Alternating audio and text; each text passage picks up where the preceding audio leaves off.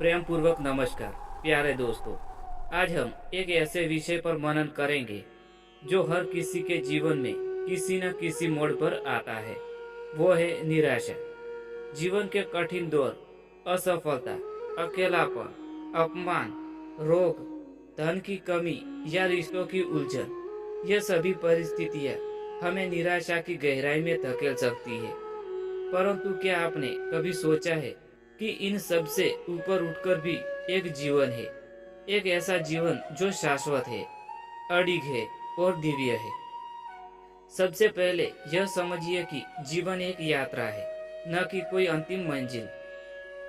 हम हर दिन कुछ नया सीखते हैं, अनुभव करते हैं और यह अनुभव ही हमें परिपक्व बनाता है। श्रीमद् भगवत गीता में भगवान श्री कृष्ण अर्जुन से कहते हैं, हे पार्थ, तू अपने कर्म कर, फल की चिंता मत कर। जब हम फल की चिंता करते हैं और वह अपेक्षा के अनुरूप नहीं होता, तब निराशा जन्म लेती है। पर यदि हम इस जीवन को ईश्वर द्वारा दिया गया एक दिव्य कर्तव्य समझे, तो हर कार्य में आनंद मिलेगा। निराशा का मूल कारण क्या है? अपेक्षा।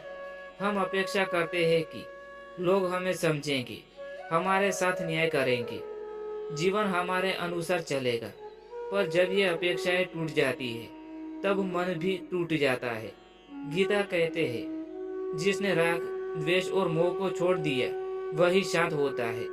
इसलिए अपेक्षा करना छोड़िए, स्वीकृति की ओर बढ़िए। जो जैसा है उसे वैसा स्वीकार कर लेना ही आध्यात्मिक शांति की पहली सीढ़ी है। हर रात के बाद सुबह होती है, हर तूफान के बाद शांति आती है। तो यह जो दुख है, यह भी स्थायी नहीं है। गीता में कहा गया है, हे अर्जुन, सुख दुख, सर्दी गर्मी, यह सब क्षणिक है, तुम सहन करो उन्हें। आज जो पीड़ा है, वह कल अनुभव बनकर हमें मजबूत बनाएगी। जब हम निराश होते हैं, तो हम अपने अस्तित्व पर ही प्रश्न चिन्ह लगा देते हैं। क्या मैं योग्य नहीं हूँ? क्या मेरी कोई कीमत नहीं? परंतु यह फूल है।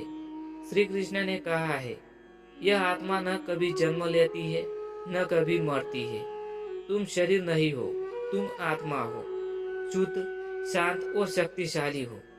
तुम्हारी कीमत किसी उपलब्धि से तय नहीं होती है, बल्कि तुम्हारे अस्तित्व से होती है।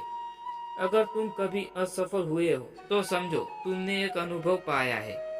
असफलता कोई अंत नहीं है, वह तो एक नई शुरुआत है। जैसे बीज को मिट्टी में दबाया जाता है, अंधेरे में डाला जाता है, लेकिन वहीं से एक अंकुर फूटता है, वैसे ही हमारी पराजय में भी भविष्य की सफलताओं की जड़ होती है। निराशा बाहर नहीं है, भीतर जन्म लेती है। जब मन भटकता है, भ्रमित होता है, तब वह दुख की ओर भागता है। इसीलिए मन को साधना आवश्यक है। ध्यान, प्रार्थना, जप, ये सभी साधन है मन को स्थिर करने के। गीता में कहा गया है, मनुष्य स्वयं का मित्र भी है और स्वयं का शत्रु भी। यदि मन को भगवान से जोड़ दो, तो वह तुम्हारा सबसे बड़ा मित्र बन जाता है। जब जीवन में सब कुछ हाथ से फिसलता हुआ लगे, तब याद रखना, ईश्वर कभी साथ नहीं छोड़ता है। वह हमारे साथ होता है, हर पल, हर सांस में। भगवान श्री कृष्ण ने कहा है, जो मेरी शरण में आता है, मैं उसे कभी नहीं छोड़ता हूँ। बस भरोसा रखो, सरेंडर करो। जैसे बच्चा माँ की गोद में सिर रखकर सो जाता है, वैसे ही ईश्वर की गोद में विश्राम करो। जब मन दुखी हो, तो किसी और का दुख बांटने निकलो। सेवा करने से दुख कम होता है, क्योंकि तब ध्यान अपने ऊपर से हटकर दूसरों की मदद पर केंद्रित हो जाता है।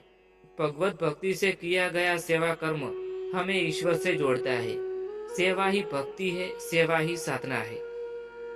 जीवन में सब कुछ हमारे अनुसार नहीं होता है, पर अगर हम उसे ईश्वर की इच्छा समझकर स्वीकार लेते हैं, तो दुख भी सुंदर बन जाता है। श्री कृष्ण कहते हैं, जो कुछ भी तू करता है, जो खाता है, जो अर्पण करता है, वह सब मुझे समर्पित कर। समर्पण में ही शक्ति है। मैं कुछ नहीं हूँ, सब तू है। यह भावना हमें ईश्वर से जोड़ती है। कभी यह मत सोचो कि जीवन व्यर्थ है। हर सांस, हर क्षण अमूल्य है। तुम्हारे होने से इस संसार में कोई न कोई प्रकाश फैला रहा है। तुम्हारा एक मुस्कान, एक शब्द किसी के जीवन में आशा जगा सकता है। तो हे आत्मन, यदि जीवन कठिन लगे तो यह समझो कि तुम्हारे भीतर वो शक्ति है जो पर्वत हिला सकती है। तुम आत्मा हो, अविनाशी हो और अजय हो। श्री कृष्ण ने कहा है, उठो अर्जुन, निराश मत हो, यह तुम्हारा धर्म है।